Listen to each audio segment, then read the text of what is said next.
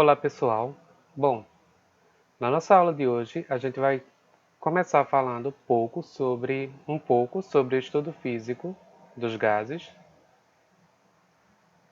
Bom, basicamente o que define, ou seja, o que caracteriza o estado gasoso e o que diferencia o estado gasoso dos demais estados físicos da matéria são suas características. E essas características são as seguintes. Primeiro, o estado gasoso é caracterizado por uma grande distância entre as partículas, ou seja, as partículas constituintes, né, dos gases, elas apresentam uma distância muito grande entre si em relação aos demais estados físicos, onde as partículas elas estão mais agregadas, ou seja, estão mais juntas. Em relação à movimentação também, as partículas do estado gasoso ela têm uma movimentação muito mais rápida, muito mais acelerada do que os outros estados físicos da matéria. Por isso que elas possuem uma alta energia cinética e basicamente também no estado gasoso, as partículas elas não interagem entre si. Então, dessa forma, uma característica desse estado físico da matéria também são as suas baixas forças de atração e de repulsão. Além disso, outras características do estado gasoso é a questão da expansibilidade. Vocês sabem o quê? Que o gás ele tende a ocupar o volume do recipiente que o contém. Ou seja, o gás ele pode ser expandido muito facilmente. Ele vai ocupar todo o volume do recipiente que o contém, independentemente do tamanho do recipiente. Ele tende a ocupar todo o volume do recipiente que vai o conter. Difusibilidade também é uma característica dos gases. Sabemos o quê? Que os gases, quando misturados, eles sempre vai formar o quê? Misturas homogêneas. Então, a difusibilidade é uma das características também do estado gasoso. Lembre-se, mistura de gases, diferentes tipos de gases, sempre vai ser misturas homogêneas. Não existe mistura heterogênea de gases. Outra característica do estado gasoso é sua compressibilidade. Ou seja, um gás ele pode ser muito facilmente comprimido só variando a pressão. Geralmente, quando a gente tende a aumentar a pressão, o volume do gás diminui, ou seja, ele é compressível. E a dilatabilidade, ou seja, com o auxílio da temperatura, basicamente, as partículas elas tendem a se expandir, a se dilatar. Então, é essa outra característica do estado gasoso que o distingue dos demais estados físicos da matéria. Basicamente, quando a gente está estudando, falando sobre o estado gasoso, a gente é importante falar um pouco sobre as variáveis de estado, ou seja, as funções de estado, porque é elas que vão caracterizar melhor o estado químico. Entre as variáveis de estado que a gente vai detalhar agora, primeiro a gente vai falar sobre pressão, volume e temperatura. São essas três variáveis de estados. Falando um pouco sobre o volume basicamente é o espaço que vai ser ocupado por um gás. No sistema internacional, a gente sabe que a unidade de volume é o metro cúbico. Quando a gente está estudando os gases, o que é uma das características, quando a gente vai fazer cálculos sobre esse conteúdo, é a gente converter unidades. Quando a gente está falando de variáveis de estado, o volume, nós sabemos o que? É o espaço que vai ser ocupado por um gás. Sua unidade no sistema internacional é o metro cúbico, mas geralmente em alguns problemas essa unidade ela aparece de forma diferente, de forma que é necessário que a gente tenha noções de conversões de unidades, que é o que eu vou mostrar aqui. Basicamente, a gente sabe o quê? Que um metro cúbico, que é a unidade adotada no sistema internacional, equivale a 1.000 litros. E um litro equivale a 1.000 mililitros. Um litro também equivale a 1.000 centímetro cúbico, logo, 1 centímetro cúbico equivale a 1 mililitro também. 1 litro equivale a 1 decímetro cúbico, 1 mililitro, 1 centímetro cúbico, como eu falei para vocês. Então é importante vocês saberem converter as unidades de volume, porque basicamente isso é bem cobrado em diversas questões de vestibulares. Continuando falando de variáveis de estado, vamos falar agora um pouco sobre a pressão. A pressão, matematicamente, ela vai ser expressa como a força aplicada sobre uma área.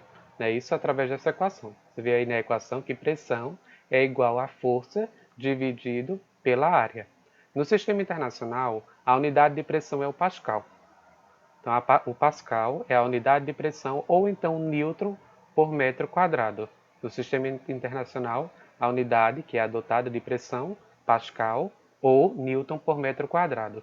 Também, basicamente, vocês têm que entender, aliás, vocês têm que ter noções sobre a conversão de unidade de pressão, que também é bastante cobrada.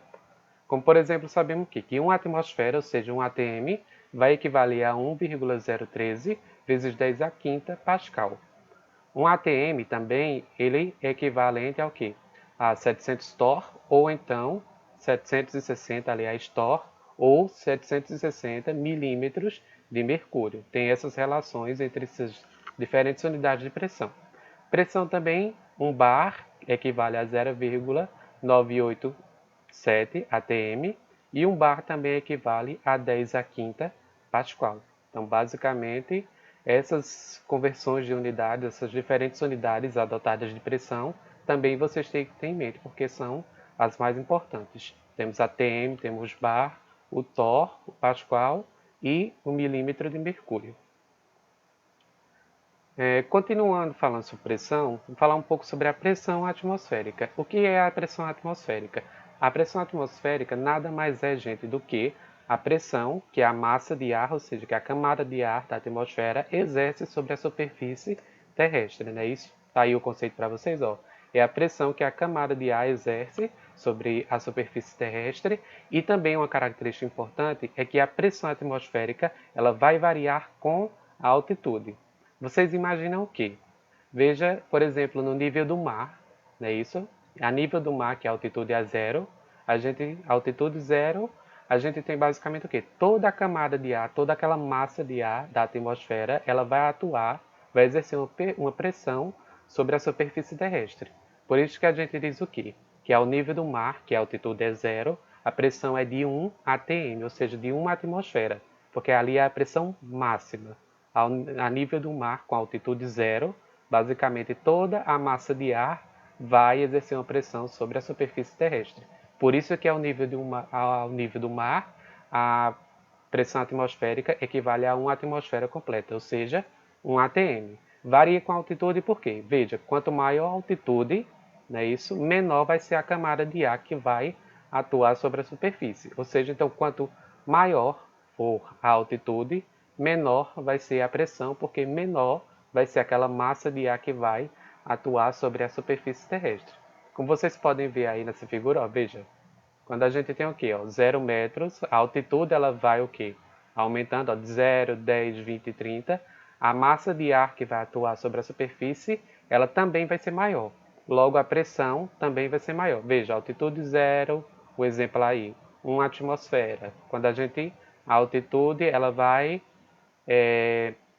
diminuindo. Veja, 10, 2 atmosferas, 20, 3 atmosferas, 30, 4 atmosferas. Então, veja, quando a altitude ela é menor, não é isso? A pressão vai ser maior. E basicamente, quando a gente vai o quê? Aumentando a altitude, a camada de ar que vai atuar sobre a superfície é menor, então a pressão diminui com a altitude.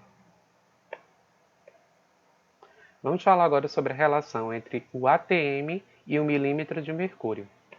Bom, basicamente a gente sabe o quê? Que ao nível do mar, ou seja, altitude zero, um ATM equivale a 760 milímetros de mercúrio. Vamos ver por quê. Basicamente, como vocês estão vendo aí na figura 1, vocês estão vendo o quê? Vocês estão vendo um barômetro, que é essa figura aí que parece um cilindro, contendo mercúrio. Na figura 2, aliás, veja que esse, como se fosse esse cilindro contendo esse mercúrio, foi mergulhado em uma cuba que também contém mercúrio. Veja aqui na figura 3 a altura acima do nível do mercúrio. Basicamente, vocês estão vendo aqui um vácuo aproximado. Veja que esse vácuo, ele acontece o quê? Esse vácuo ele acontece devido à pressão que a atmosfera vai exercer sobre a superfície do mercúrio. Então, basicamente, ao nível do mar, a altura desse barômetro aí era igual a 76 centímetros. Por isso que a gente diz o quê? Que uma atmosfera, ou seja, um ATM, equivale a 760 milímetros de mercúrio. Temperatura. Bom, gente, temperatura é a medida do grau de agitação das partículas de um sistema. A gente diz o quê? O grau de agitação. Quanto mais agitada for essas partículas, maior é a temperatura. Então, temperatura basicamente está relacionada diretamente com a energia cinética. Então, energia cinética e temperaturas são proporcionais. Termodinamicamente, a gente sabe que a energia cinética é igual a K vezes T, seja vezes a temperatura. Então, veja aí também que a gente sabe o quê? Pela essa equação matemática, a gente vê que a energia cinética, ou seja, a energia relacionada à movimentação das partículas, está diretamente relacionado com a temperatura. Mecanicamente, a energia cinética é igual a 1/2 da massa vezes a velocidade ao quadrado da partícula. E isso aí também está relacionado com temperatura, por quê? Porque a gente sabe que a velocidade da partícula ela vai ser diretamente proporcional à temperatura. Quanto maior a temperatura, maior é a velocidade. Então a temperatura ela vai medir esse grau de agitação das partículas constituintes de um determinado sistema. A temperatura, basicamente, ela é medida na escala Celsius e o Kelvin, sendo que no sistema internacional a unidade Kelvin que ela é adotada. Então, no SI, que é o sistema internacional, o Kelvin que é a unidade de temperatura que é adotada, e não o Celsius. Só que a temperatura em Celsius também ela é muito utilizada, essa escala em Celsius, e pode ser facilmente convertida em Kelvin, através da relação que temperatura em Kelvin é igual a 273 mais a temperatura em Celsius. Então, simplesmente, se a gente falar o quê? Que o meu sistema ele está em uma temperatura de 25 graus Celsius. Se eu quiser transformar essa temperatura em Kelvin, basicamente, se eu quiser o valor dessa temperatura em Kelvin, eu vou somar 273 mais 25. Então, a temperatura em Kelvin é igual a 98. Então, 25 graus Celsius equivale a 298 Kelvin. Desculpa. 25 graus Celsius equivale a 298 Kelvin. Veja, a temperatura em Kelvin ela não admite valores negativos, ou seja, o valor máximo em Kelvin teórico que é possível é o 0 Kelvin, que é o zero absoluto, que é nesse movimento que basicamente todas as partículas elas cessam seus movimentos. Então, a temperatura em Kelvin, o valor teórico máximo permitido é o 0 Kelvin, que é o zero absoluto, onde, em teoria, as partículas elas param de se movimentar. Vamos agora falar um pouco sobre as transformações gasosas, ou seja, as transformações que os gases podem sofrer com relação às às variáveis de estado que a gente falou agora anteriormente. Vamos começar falando sobre as transformações isotérmicas. Iso vem de mesma, né? Térmica, temperatura. Quando a gente fala em transformação isotérmica, vai ser uma transformação que vai ocorrer na mesma temperatura, ou seja, a temperatura vai ser constante, ela não vai variar. Então, basicamente, as transformações isotérmicas, falando da lei de Boyle, né, diz o quê? Que a temperatura constante, né, o volume ocupado por uma determinada massa de gás vai ser inversamente proporcional à sua pressão. Basicamente, o quê? Se uma transformação gasosa que ocorre isotermicamente, ou seja, com temperatura constante, não é isso? As variáveis que vai alterar vai ser o quê? Volume e pressão. Então, basicamente, quando eu tendo a aumentar a pressão do meu sistema, o meu volume tende a diminuir. Então, são grandezas inversamente proporcionais. Veja ainda esse sistema, nessa figura onde a gente tem essa transformação isotérmica, né? Isso, temperatura constante. Veja o quê? Que eu tenho um determinado volume de gás, 16 aí, e a pressão de 1. Veja que depois, na mesma figura, a minha pressão dobrou. Não é isso? Agora é 2.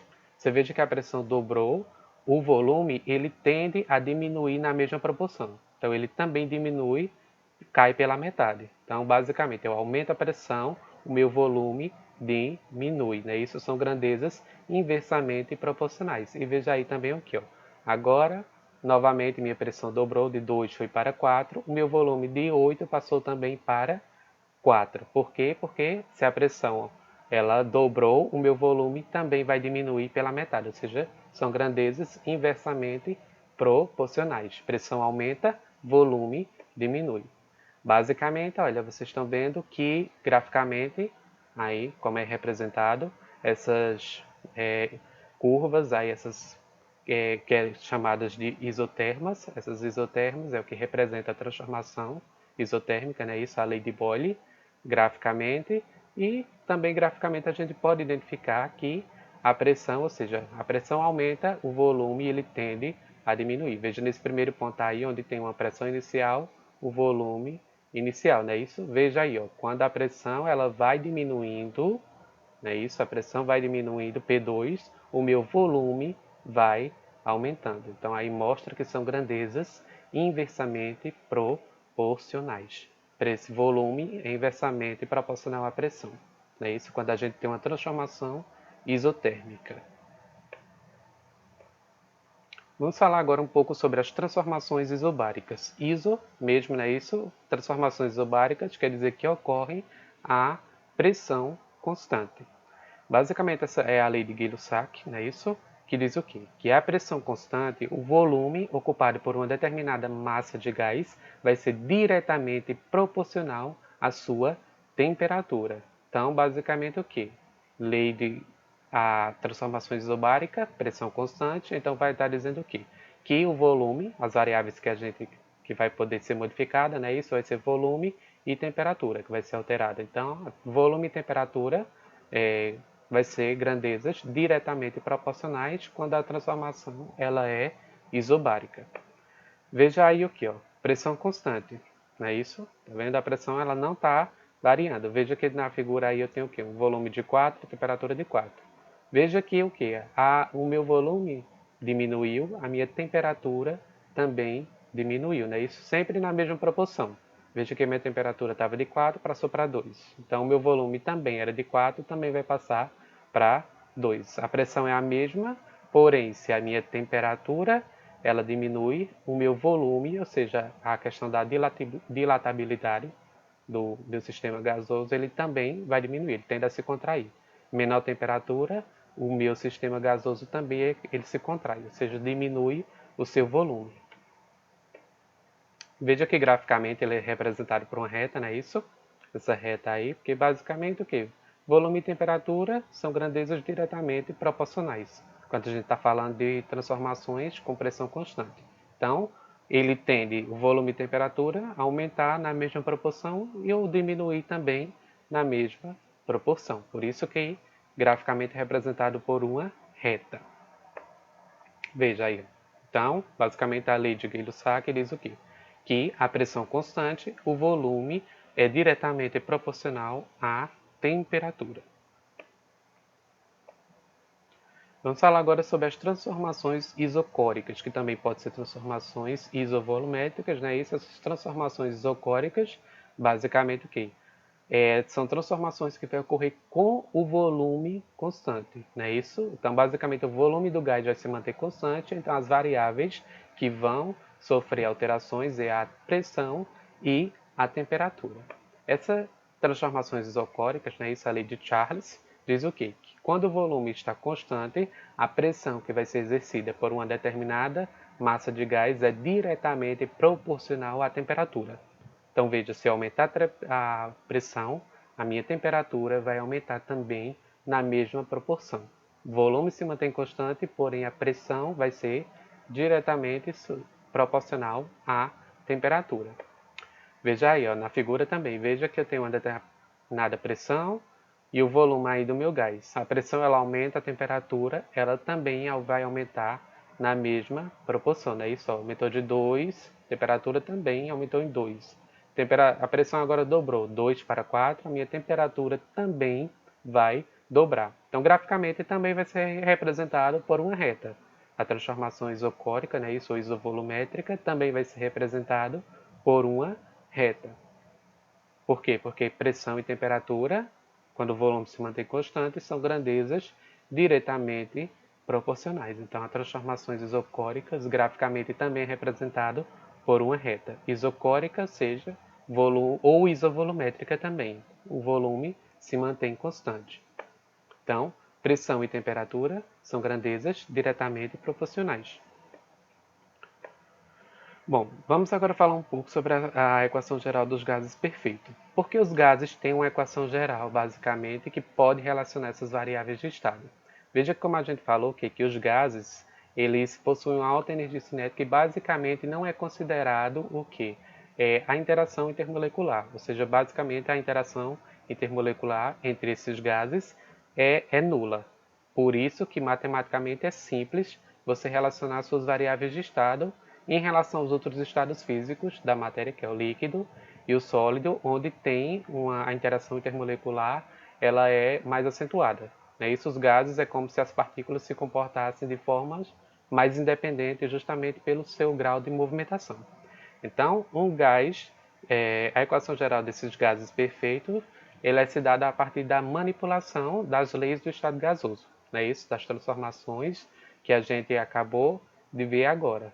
Basicamente, quando você se manipula essas leis do estado gasoso, você obtém uma equação que vai ser capaz de representar o comportamento de um gás ideal, não é isso? Para as variações simultâneas de temperatura, pressão e volume. Veja que o gás ideal é aquele basicamente que está de acordo com a teoria cinética dos gases, não é isso? Então, um gás ideal não é um gás real. Um gás ideal, basicamente, ele não considera as interações intermoleculares entre as partículas dos gases. Né? Isso é como se esse gás perfeito é como se as partículas elas fossem independentes, elas não interagissem. Por isso que a gente chama de gás perfeito, ou então de gás ideal. Basicamente, você manipulando as três leis do estado gasoso, né, isso, a transformação isotérmica, na qual a temperatura, pressão e volume vão falando, aliás, a transformação isotérmica, né, isso que é a transformação que vai ocorrer a temperatura constante e a pressão e o volume vão ser grandezas inversamente proporcionais. Tem a transformação isobárica, né, isso que vai ser com a pressão constante, aí temos volume e temperatura como grandezas diretamente proporcionais, e a transformação isocórica, né? Isso, ou isovolumétrica, em que o volume se mantém constante e a pressão e temperatura vão ser grandezas diretamente proporcionais. Manipulando essas equações algébricas, você chega a uma equação geral, né? Isso, dos gases perfeitos, na qual pode representar o comportamento de um gás ideal nas variações simultâneas de temperatura, pressão e volume. Veja que cada transformação você isotérmica, uma das funções de estado vai se manter constante. Mas na equação geral desses gases você pode representar o comportamento para variação simultânea tanto de temperatura como pressão como volume. Então basicamente chegamos a essa equação, né, isso dos gases perfeitos, em que a pressão vezes o volume sobre a temperatura inicial vai ser igual a pressão vezes o volume vezes a temperatura final. Então essa é a equação geral dos gases perfeitos. Bom, gente, vamos ver alguns exercícios agora para vocês verem basicamente como esse conteúdo é cobrado em vestibulares, nessa parte 1 primeiro. Então, vamos ver alguns exemplos de questões também e para ajudar vocês a responderem a lista de exercício. Basicamente, vamos ler a primeira questão agora. Diz o quê? Em elevadas altitudes na atmosfera, a pressão pode chegar a valores tão baixos quanto 8,2 vezes 10 a menos 7 atm. Lembra o que, né? Isso, a altitude aumenta, a pressão ela diminui, né? Isso porque basicamente quanto maior a altitude, menor vai ser a massa de ar que vai atuar sobre a superfície. Então, está dizendo o quê? Que em elevadas altitudes na atmosfera, a pressão chega a valores baixos, quanto 8,2 vezes 10 a menos 7 atm. Supondo-se que o ar comporte-se como um gás ideal e que a temperatura seja de 27 graus Celsius, qual é o número de moléculas de ar que se espera encontrar em um volume de 1 litro de ar atmosférico nessa altitude? Então veja aí, temos todas as alternativas. Então, vamos para a resolução. Basicamente, o que a gente tem? A gente está falando de moléculas, não é isso? A questão, ele pede aqui qual é o número de moléculas. Basicamente, para saber o número de moléculas, eu tenho que saber qual é o número de mol de gases, não é isso? Que eu vou ter aí nesse volume, nessa temperatura e nessa pressão. Para eu saber qual é a quantidade de matéria de gás, né, isso, nesse volume, nessa temperatura e nessa pressão, eu vou usar a equação de Clapeyron, que ela vai relacionar as três variáveis de estado com o número de partículas que compõem um gás. Então, basicamente, essa equação ela me diz o quê? Que o produto da pressão pelo volume é igual ao número de partículas, ou seja, a quantidade de matéria, o número de mols, vezes a constante dos gases ideais, né, isso, vezes a temperatura. Manipulando isso, eu vou encontrar a quantidade de matéria, ou seja, a quantidade de matéria N vai ser igual a pressão vezes volume, vezes a constante dos gases, né, isso, vezes a temperatura. No problema já tem o valor da pressão, não é isso? Naquela altitude, tem o volume, que é em 1 litro de gás, e tem a temperatura também que eliminar em Celsius, que eu vou transformar em Kelvin. A constante universal dos gases ela já é determinada experimentalmente. Então, basicamente, o número de mols vai ser igual a 8,2 vezes 10 a menos 7 atm, que é a minha pressão. O volume que ele falou era de 1 litro. A constante universal dos gases é igual a 0,082 atm litro por mol por Kelvin, vezes a temperatura, que é de 300 Kelvin. 300 porque lembra que ele falou aqui que a temperatura era de 27 graus Celsius. Vou transformar o Celsius em Kelvin, não é isso? Eu vou ter que somar com 273. Então, 27 com 273 vai dar 300. Fazendo esses cálculos matemáticos, eu encontro o valor, ou seja, a quantidade de matéria de gás desse volume, que é de quê? De 3,33 vezes 10 a menos 8 mol. Não é isso? Então, agora a gente tem que se recordar das aulas anteriores que a gente viu e ver qual vai ser a quantidade de moléculas de gás. Basicamente o que? Eu tenho o número de mols e pela relação de Avogadro, né, isso, eu sei que 1 mol de moléculas equivale a 6,02 vezes 10 a 23 moléculas. Porém, nesse volume, a quantidade de matéria que eu vou ter é 3,33 vezes 10 a menos 8 mol. Isso equivale a quantas moléculas? Fazendo essa regra de 3 simples, a gente chega ao valor de 2, aliás, de 2 vezes 10 a 8 moléculas. Então, a alternativa correta dessa questão seria, voltando aqui, a letra C. Aliás, não é a 8, é a 16, não é isso? Mas você chega fazendo o cálculo matemático, você chega a 16, porque aí está incorreto. Vamos para a questão número 2. Mas o raciocínio é o mesmo, viu, gente? E aí só é no resultado final que colocou 8, mas é 16. Questão 2. Questão 2 diz o que? Um gás ideal foi armazenado em um recipiente formando um sistema fechado, com a pressão inicial P1, temperatura inicial T1 e volume inicial V1. Logo após, foi fornecido calor ao sistema, obtendo-se um novo valor da pressão, ou seja, a pressão 2 vai ser igual a 2 vezes a pressão inicial. A pressão final, veja que a pressão forneceu calor, mas a pressão ela dobrou, não é isso? E o volume permaneceu constante. Então, se o volume permaneceu constante, eu tenho uma transformação isocórica. O volume é o mesmo, o volume inicial e o final vai ser o mesmo, não é isso?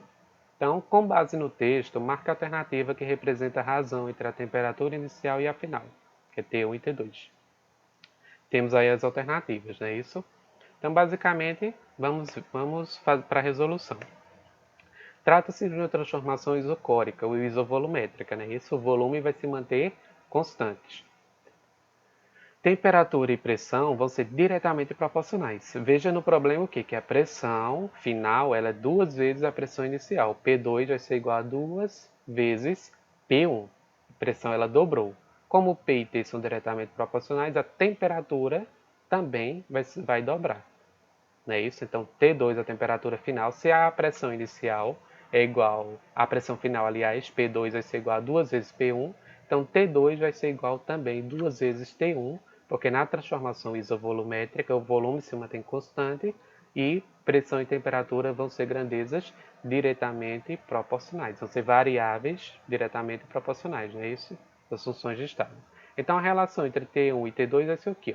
T1 sobre T2 é igual ao quê? A T1 dividido por 2 vezes T1. Você simplificando as temperaturas, você encontra um meio. Então, basicamente, é uma questão muito simples. Você sabendo que é uma transformação isovolumétrica, não é isso? Então, você responde muito facilmente essa questão. E a alternativa correta seria a alternativa C, é isso? Que a relação entre T1 e T2 é igual a 1/2. Vamos agora para outra questão, né? Isso diz o quê? Certa massa fixa de um gás ideal sob temperatura de 30 graus Celsius e pressão de 2 atm foi submetida a uma transformação isocórica. Transformação isocórica, lembrando novamente, é a volume constante, em que sua temperatura foi aumentada em 150 unidades. Dessa forma, é correto afirmar que, durante a transformação, letra A, além do volume, a pressão manteve-se constante. Veja, a letra A, só em você analisar, você sabe que essa alternativa está incorreta. Porque se é uma transformação isocórica, o volume vai se manter constante, só que a temperatura e a pressão elas vão ser diretamente proporcionais. Se a temperatura ela aumentou em 150 unidades, a pressão ela também vai aumentar em 150 unidades. Não é isso? Então a pressão ela não vai se manter constante, ela vai variar também. Então a alternativa A gente já elimina porque está incorreta. Letra B. Apenas o volume permaneceu constante e no final a pressão exercida por essa massa gasosa foi aumentada para aproximadamente 12 atm. Bom, veja que na letra B, letra C, letra D, todas elas dão o valor aproximado da pressão. Basicamente, para a gente saber o valor da pressão, a gente tem que realizar, né, isso tem que utilizar as equações da lei dos gases ideais para poder resolver. Não é isso? Então, a única que a gente pode eliminar de cara é a letra A. As outras a gente tem que fazer cálculos matemáticos. Então, vamos para a resolução. Basicamente, interpretando os dados, a gente sabe o quê? Que a transformação ela é isocórica. Isocórica, o volume se mantém constante. Temos uma pressão inicial de 2 atm, temperatura inicial de 30 graus Celsius, não é isso? E a temperatura inicial, você sabe o quê? No sistema internacional, a unidade é o Kelvin, não é isso? Então, 30 graus Celsius equivale a 303 Kelvin. Veja que ele disse que o que? A temperatura ela aumentou em 150 unidades. Então, a temperatura final vai ser o quê? 303 mais 150. Então, a temperatura final vai ser 453. Então, qual vai ser a pressão final? A gente utilizando a equação geral dos gases perfeitos, né, isso a gente sabe o volume se mantém constante, então a unidade volume a gente pode já simplificar, vamos ficar apenas com pressão e temperatura. Então, a pressão inicial 2 atm, temperatura inicial 303 Kelvin, pressão final é o que a gente quer saber, e a temperatura final é 453 Kelvin, que a gente sabe que o problema diz que a temperatura aumentou em 153, aliás, em 150 unidades, não é isso? Voltando aqui, só ler de novo, exato, 150 unidades. Então, basicamente, fazendo essa regra de 3 simples, a gente encontra o valor da pressão final, que é de 3 atm, não é isso? Então, a resposta correta é a letra C. O volume permaneceu constante, que é uma transformação isocórica, e no final a pressão exercida pela massa, não é isso, gasosa, foi aumentada para aproximadamente 3 atm. Estava de 2, a pressão ela aumentou para 3 atm. Então a alternativa correta é a alternativa C. Bom, gente, essa foi nossa aula de hoje, basicamente nossa aula introdutória sobre o estudo dos gases.